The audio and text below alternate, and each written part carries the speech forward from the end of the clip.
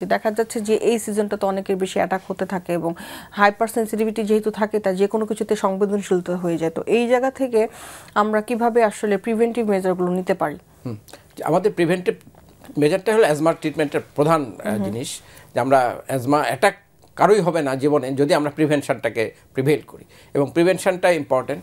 কারণ আমাদের যেটা আপনি বললেন যে এই সিজনে পোলেন সেন্সিটিভিটি বাড়ে। আমরা বাংলাদেশে কিন্তু এটাই, এই যে ফেব্রুয়ারিটা, এটাই কিন্তু আমাদের পোলেন সিজন। তো আমাদের দেশে যেমন খুব বেশি না হলেও মোটামুটি হয়, বাট যেগুলো ইউএসএ, কানাডা, ইউকে, যেগুলো শীতপ্রধান দেশ, এগুলোতে সাধারণত মে মাসটায় খুব পোলেন সিজন, যেখানে চেরি ব্লুজম হয়, চারিদিকে ফুলে ফুলে ভরে যায় এবং বাতাসে পোলেন কাউন্ট অনেক বেশি থাকে। এই সময় সিম্পলি যাদের শীতের সময় কোনো অ্যাজমা অ্যাটাক হয় নাই, কিন্তু এই সময় তাদের অ্যাজমা অ্যাটাক হচ্ছে, মনে করবে যে ঠান্ডায় সবার তো একটা কমন ধারণা যে ঠান্ডার সময় বা শীতের সময় অ্যাজমা অ্যাটাক হয়, কিন্তু এই পোলেন সিজনে একটা অ্যাজমা কারণ এই ইয়ারওয়ে হাইপার রেসপন্সিভনেস যাদের আছে, জেনেটিক্যালি প্রিডিসপোজ, তাদের দুটো জিনিসের প্রতি খুবই সেন্সিটিভ। একটা হচ্ছে হাউস ডাস্ট মাইটস, যেটা ডার্মাটোফ্যাগস টেরোসাইনিনাস মাইটস, এটা আমাদের রুমের ধুলা, রাস্তাঘাটে ধুলা না। আর সেকেন্ড হচ্ছে পোলেন। এই পোলেনটা যেহেতু এই সিজনে বেশি, কাজে পোলেনটা আউটডোরে বেশি পাওয়া যাচ্ছে, ঘরে না।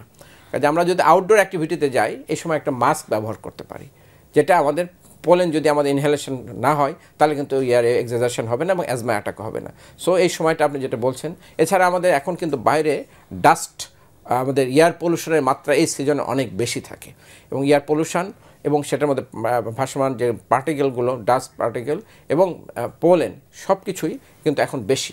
এইগুলো যদি আমাদের এয়ারওয়েতে যায়, বিশেষ করে যাদের অ্যাজমা আছে, তাদের অ্যাজমাটিক এয়ারওয়ে, তাদের কিন্তু অ্যাজমা অ্যাটাক হবে এবং কাশি, এবং প্রথমেই তো তার কাশিটা শুরু হবে, কাশি যেতেই থাকবে না, এক সময় হয়তো তার স্পাজম হবে এবং শ্বাসকষ্ট হবে।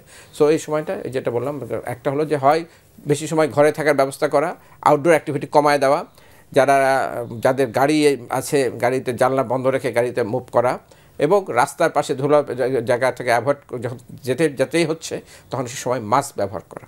এগুলো যদি আমরা করি তাহলে অ্যাটলিস্ট আমরা এখান থেকে আমরা নিজেদেরকে প্রিভেন্ট করতে পারি।